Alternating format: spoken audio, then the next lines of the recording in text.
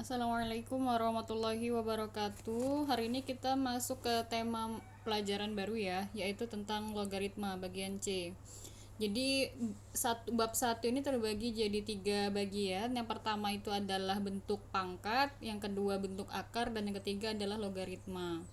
Nah, kalau bentuk akar dan bentuk pangkat itu kalian pasti sudah pernah dengar, mungkin di SD, di SMP gitu ya. Nah, sedangkan logaritma ini memang dia baru dipelajari ketika di SMA atau SMK. Nah, jadi bagian ketiga hari ini yang kita pelajari adalah logaritma. Satu, jadi pasti muncul pertanyaan kan di kepala kita, apa sih logaritma gitu, karena memang nggak pernah dengar sebelumnya gitu.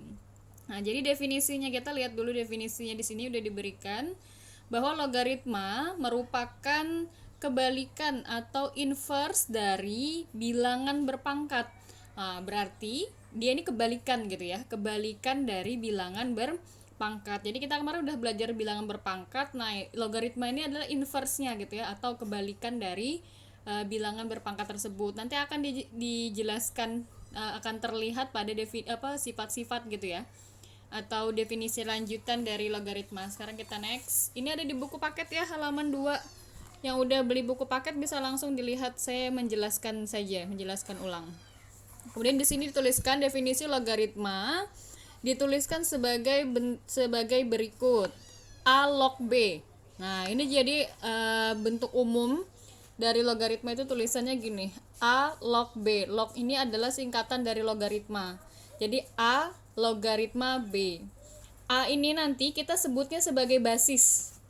A ini kita sebut sebagai basis. Basis gitu ya. Kemudian B ini nanti bilangan.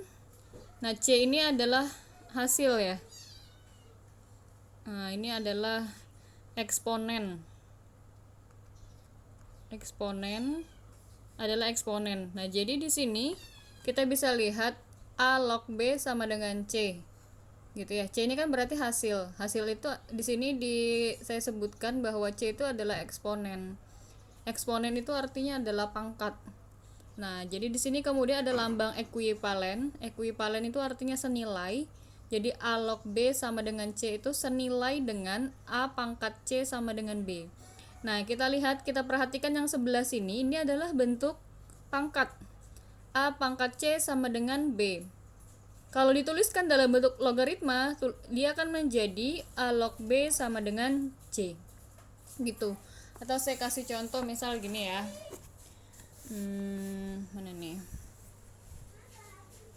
Kita rubah dulu dari bilangan berpangkat ke logaritma. Jadi misal ada 2 pangkat 3. 2 pangkat 3 itu hasilnya berapa? 2 kali 2 kali 2 itu hasilnya 8 ya. Nah, 2 pangkat 3 sama dengan 8. Kita rubah ke dalam bentuk logaritma. Nah, ini bentuk akar. Bentuk akar. Yang ini adalah logaritma. Nah, logaritma. Nah, kita ubah, berarti di sini kan tadi bentuk umumnya itu A pangkat C sama dengan B.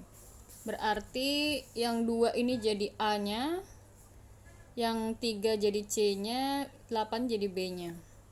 Nah, kemudian dalam bentuk logaritma nulisnya gimana? A log B sama dengan C. A-nya siapa? A-nya adalah 2. 2 jadi basis. 2 log B, B-nya itu 8 sama dengan C, C-nya itu adalah 3. Kenapa bisa gini gitu? Dari mana kok dapat 3 gitu? Selain karena ini ya, kita sudah tahu kalau pangkatnya itu 3. Cara mendapatkan 3 itu adalah dengan merubah si 8 ini. 8-nya itu kita rubah menjadi 2 log. 8 itu kita ubah jadi bilangan berpangkat. Berapa pangkat berapa yang hasilnya 8? Nah, ternyata 2 pangkat 3 itu hasilnya adalah 8. 2 kali 2 4 kali 2 lagi 8. Nah, jadi dari mana kok dapat 3? Dari pangkatnya ini. Nah, pangkat ini kan dinamai dengan eksponen. Nah, dialah yang menjadi hasil di sini, 3.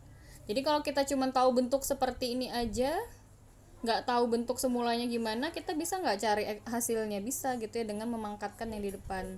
Kemudian dengan syarat basisnya sama angka yang di bawah sini harus sama.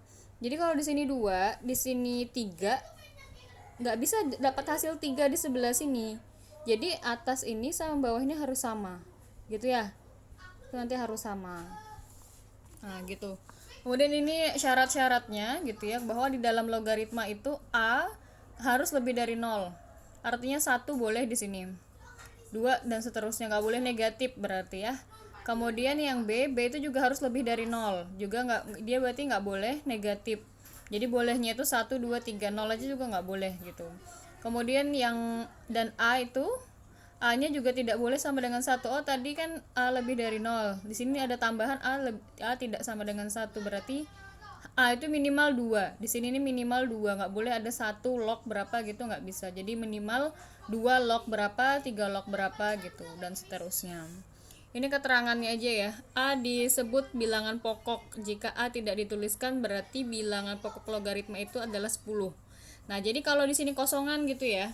Misal kosongan itu gini, dia tulisannya cuma log 2. Nah, ini kan nggak ada nih basisnya di atas. Berarti kalau nggak ditulis itu dia sama dengan 10. Gitu, sama dengan 10. Sama kayak pangkat. Jadi kalau pangkat ada bilangan 2 gini, apakah 2 ini tidak punya pangkat? Jawabannya kan enggak, dia punya pangkat. Yaitu berapa pangkatnya? 1. Nah, tapi kalau di eksponen, di bilangan berpangkat, kalau pangkat 1 itu dianggap bukan dianggap nggak ada. Kalau dia pangkat 1 itu nggak usah ditulis, nggak apa-apa. Begitu juga di logaritma, kalau dia basisnya di sini 10, nggak ditulis juga nggak apa-apa gitu ya. Itu kesepakatan para ahli gitu.